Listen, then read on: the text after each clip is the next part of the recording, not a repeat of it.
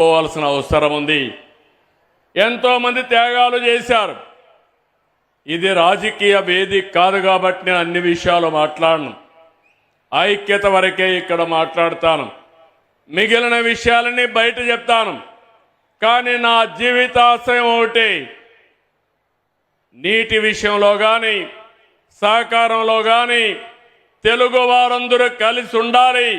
ప్రపంచంలో ఎక్కడున్నా మనల్ని గుర్తించేది ఏకైక భాష, అది తెలుగు భాష. ఆ భాష ముందుకు పోవాలంటే, తెలుగు జాతి ప్రపంచంలో నెంబర్ 1 కావాలంటే మనకు కూడా ఐకమత్యం అవసరం అని చెప్పి మరొక్కసారి తెలియజేస్తున్నా. దేశంలో హిందీ మాట్లాడే రాష్ట్రాలకి ఎక్కువ రాష్ట్రాలుంటే ఆ తర్వాత తెలుగు మాట్లాడే వాళ్ళకి మాత్రం దేశంలో 2 రాష్ట్రాలు ఉండడం మనందరికీ గౌరవం.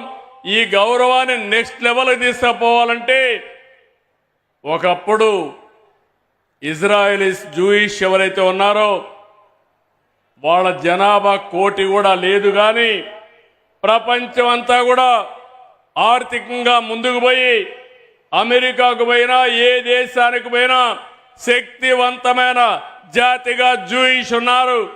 2047కి జూయిష్ను కూడా మించిపోయి నెంబర్ 1 జాతిగా తెలుగు జాతి ఉండాలనేది నా ఏకైక లక్ష్యం.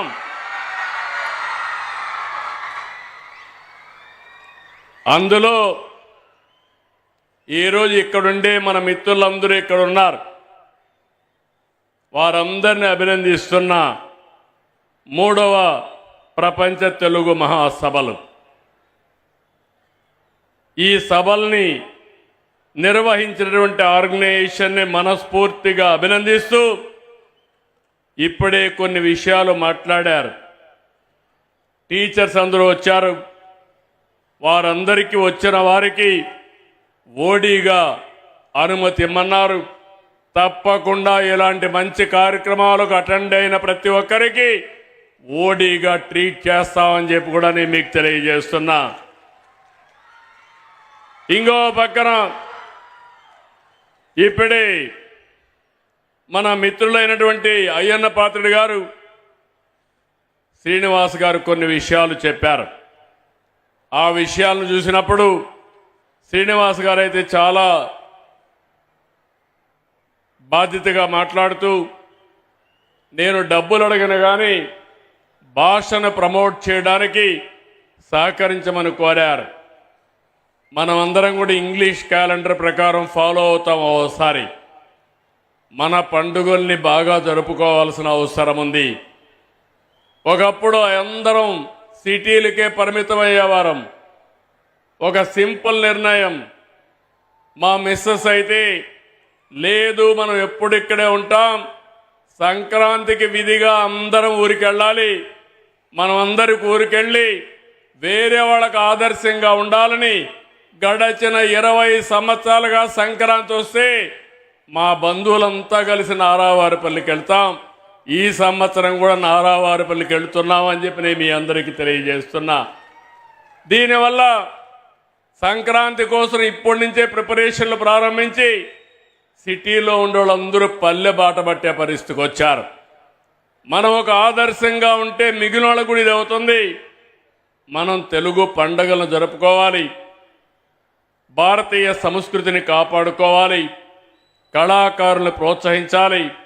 తప్పకుండా భవిష్యత్తులో ఒకటే హామీ ఇస్తున్నా, నాటకాలు కానీ పద్యాలు కానీ కవులను కానీ మన వారసత్వ సంపద అయినటువంటి కల్చరల్ సంపదని కాపాడుకుంటాం.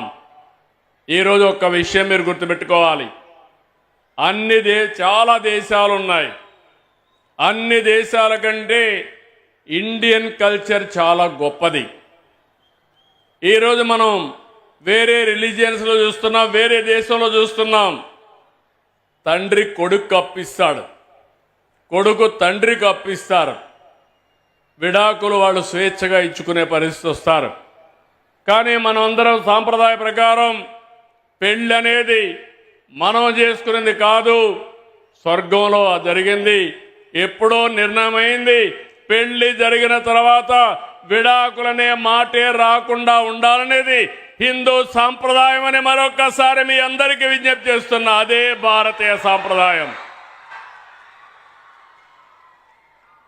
కుటుంబ వ్యవస్థను కాపాడుకునే ఏకైక దేశం భారతదేశం.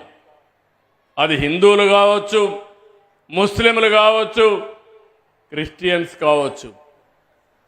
అది ఒక భారతదేశానికి, ఇండియాకి సొంతం అని చెప్పి కూడా నేను మీకు తెలియజేస్తున్నా. ఇలాంటి గొప్ప విలువలతో మనం ముందుకు పోతున్నాం.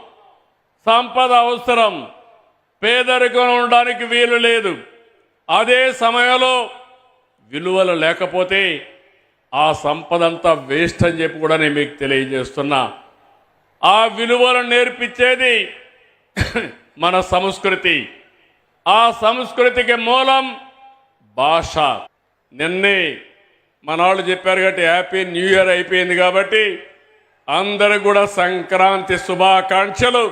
ఘనంగా సంక్రాంతి జరుపుకొని మన వారసత్వాన్ని కాపాడుకోవాల్సిందిగా కోరుకుంటూ అందరికీ నమస్కారాలు, ధన్యవాదాలు. Thank you.